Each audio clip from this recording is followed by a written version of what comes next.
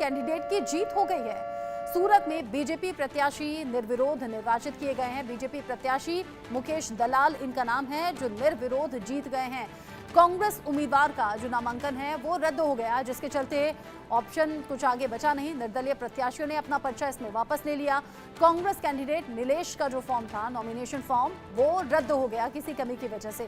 Congress candidate Nilesh Kumbhani का nomination रद्द हुआ, जिसके चलते यहाँ पर जो अन्य दल थे, निर्दलीय थे, उन्होंने अपना नॉमिनेशन वापस ले लिया, क्योंकि मुकाबला कांटे का कहीं था नहीं। ऐसे में अभी रिजल्ट में तो इंतजार है, लेकिन यहाँ बीजेपी प्रत्याशी मुकेश दलाल रिजल्ट से पहले ही निर्विरोध चुन लिए गए हैं, जीत गए हैं, निर्विरोध चुने गए हैं।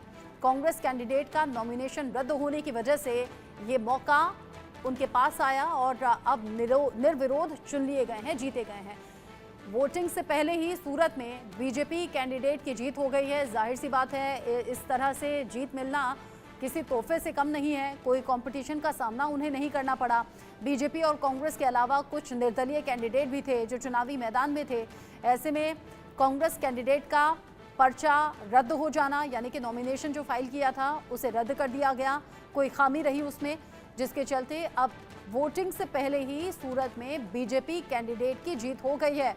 जो निर्दलीय थे उन्होंने वापस ले लिया है अपना पर्चा। सूरत से अमित राजपूत ज्यादा अपडेट के साथ जुड़ गए हैं इस खबर पर हमारे साथ।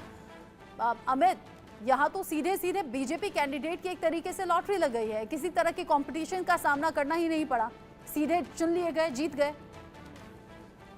जी बिल्कुल, आपको बता दें कि जिस तरह से भारतीय जनता पार्टी के साथ तकरीबन 15 लोगों ने, अलग अलग पार्टियों ने अपना नामांकन सूरत लोकसभा के लिए भरा हुआ था, लेकिन जिस दिन कांग्रेस का हाई वोल्टेज ड्रामा चला, पहले नीलेश कुंभानी जो कांग्रेस के उम्मीदवार थे इंडिया गठबंधन की तरफ से, उन्होंने पहले, उनकी पार्टी ने ये कहा कि उनके जो ठेकेदार हैं, जो उनके सपोर्टर हैं, उनका अपहरण हो गया है। किसी पार्टी ने उनका अपहरण कर लिया। कलेक्टर कचहरी वो लोग आए, कलेक्टर कचहरी में उनको दूसरे दिन यानी कल, इसे कल की सुबह 11 बजे तक का उनको समय दिया गया, माफ करिएगा 9 बजे तक का, कि आप अपने जो सपोर्टर हैं उनको लेके आइए, हम उनको सुनेंगे। लेकिन नीलेश कुंभानी अपने सपोर्टर के साथ नहीं पहुंचे। सुबह 9 बजे नीलेश कुंभानी अपने सपोर्टर के साथ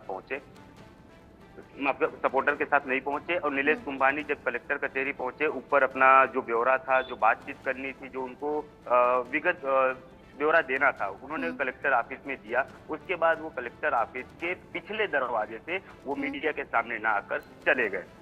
उसके बाद तकरीबन 12 बजे तक ये इनका हाई वोल्टेज ड्रामा चला। कई पार्टी के नेता है, कोई कह रहा है 5 करोड़ में नीलेश कुंभानी बिक गए, कोई कह रहा है कि वह मुंह छुपा रहे हैं अपना और सीधे यहाँ से अहमदाबाद के लिए निकल गए। और जबकि उनके लीगल सेल के जो मौजूदा जो लोग थे, उन्होंने कहा यदि अगर नीलेश कुंभानी की इसमें कहीं ना कहीं खामी दिखती है तो हम हाई कोर्ट में जाएंगे, जो भी पार्टी है हम उसके विरुद्ध में हाई कोर्ट में जाएंगे। यही सवाल मैं अब करने वाली थी। अभी तो निर्विरोध निर्वाचित हो गए हैं, जीत गए हैं बीजेपी कैंडिडेट, लेकिन क्या कांग्रेस कैंडिडेट के पास अब कोई विकल्प बचा है आगे? जी, कोई विकल्प नहीं बचा है उनके पास। वो जिस तरह से उनसे बात हुई थी, वो एक ही विकल्प बता रहे थे कि अब हम कोर्ट का सहारा लेंगे, क्योंकि यहाँ कोई सुन नहीं रहा है। जो इलेक्शन कमिश्नर थे, इलेक्शन कमीशन के अधिकारी, वह भारतीय जनता पार्टी के हाथों बिक चुके हैं, ऐसा उनका वकीलों का कहना है। तो कहीं ना कहीं इलेक्शन कमीशन भी कांग्रेस के दायरे में आ रही है। और आज जब 15 लोगों ने अपना नामांकन करा था और उसके बाद कल की तारीख में 6 लोगों ने अपना नामांकन वापस ले लिया था और रिजेक्ट हो गया था किसी कारणों, और 9 लोग बचे थे, जिसमें से जो 7 उम्मीदवार थे, जो यहाँ के सूरत लोकसभा के 7 उम्मीदवार, उन्होंने अपना